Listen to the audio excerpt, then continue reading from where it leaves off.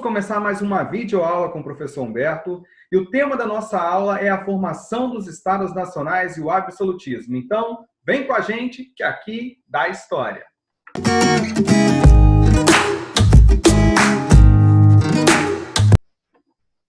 Bom, para que a gente possa começar a nossa videoaula, é necessário que a gente entenda alguns conceitos fundamentais para a compreensão desse contexto que nós vamos estudar, certo?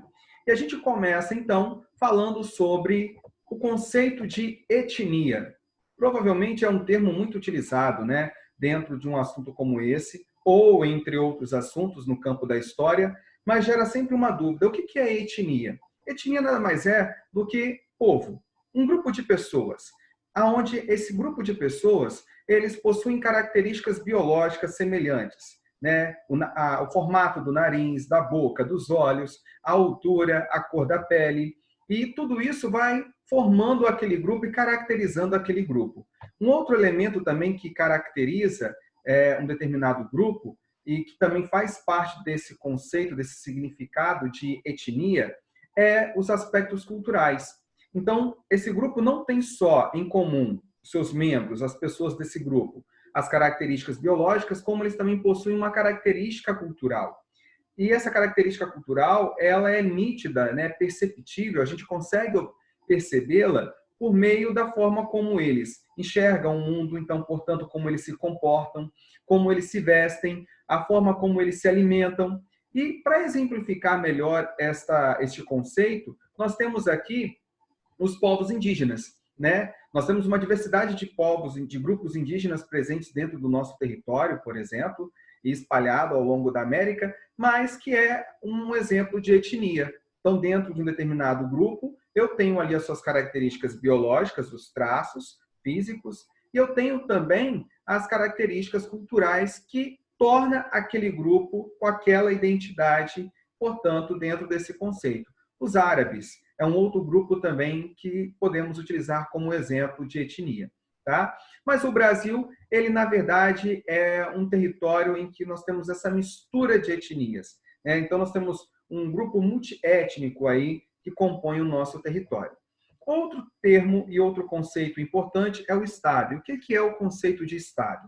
O conceito de Estado aqui, ele é formado, a gente tem que compreender que ele é formado por território, ele é formado pela população que habita esse território e também pelo governo que controla esta população. E o Estado, ele é formado também por instituições. E que instituições são estas? As instituições que nós temos aí são as escolas, nós temos as prisões, né, os presídios, nós temos hospitais, exército, a Constituição, que é um conjunto de leis que controla e que dá direitos e deveres aos cidadãos que formam aquele Estado. Então, isto é um Estado. Nós temos, dentro de um Estado, o governo, que é um grupo de pessoas que vai comandar, controlar, administrar aquele Estado, certo? Então, às vezes as pessoas confundem muito isso. É culpa do Estado. Então, na verdade, é culpa do governo ali.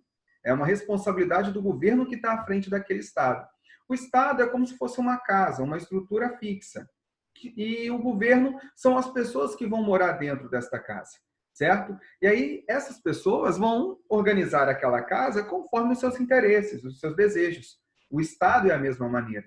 A forma como as escolas irão funcionar, como serão controlados os presídios, como os hospitais darão acesso à população e atendimento à população, vai depender muito do governo que está controlando este Estado, que está à frente deste Estado. Pode ser que vai ser um governo mais rígido, pode ser um governo mais liberal, e isso que quer caracterizar, então, o governo. É um grupo de pessoas que estão ali no controle deste Estado. Tá bom? Outro ponto importante é o conceito de nação, e que nós trazemos como a reunião de pessoas. Geralmente, a reunião dessas pessoas geralmente fazem parte, do grupo étnico que nós falamos lá, né, no começo da aula. E é claro que esse grupo de pessoas, eles se sentem unidos pela forma como eles se comunicam, por alguns costumes que estão ligados, por exemplo, à sua religião, né, aos hábitos, às tradições. Então, o povo brasileiro, nós temos aí como imagem de fundo a nação brasileira. Embora os dialetos, né, sejam diferentes dentro do nosso território, nós temos uma língua só. E nós temos uma religião que acaba predominando aqui dentro, que é o cristianismo. Nós temos as tradições que tornam as pessoas, sejam do norte, do sul, do leste, oeste, pertencente a esta nação, que se sente pertencente à nação brasileira. E assim em outros territórios, em outros países, cada um com as suas características. Então, isso é o que caracteriza uma nação, certo? E temos aqui um esqueminha básico para compreendermos melhor o que é esse Estado moderno. O que compõe um determinado Estado? Um território, e esse território ele é caracterizado pela capital, é o centro político-administrativo, onde se encontra o governo central, onde vai determinar ali as regras daquele território. Nós temos as fronteiras, então esse território ele tem uma fronteira política, ou seja, os limites aonde termina o Estado e começa outro, aonde começa um governo e termina outro. Ele tem as suas fronteiras que estão sendo protegidas pelos militares como forma de segurança e também as suas fronteiras comerciais, aonde determina o limite para a saída e a entrada de mercadorias e de tributos. Nós temos a população que compõe esse Estado e que, é claro, esse Estado também ele tem um poder. E esse poder implica aí a soberania externa, né? O Estado independente é reconhecido perante outros Estados como soberano. Nós temos um chefe que controla esse Estado, que tem esse poder de administrar essa população.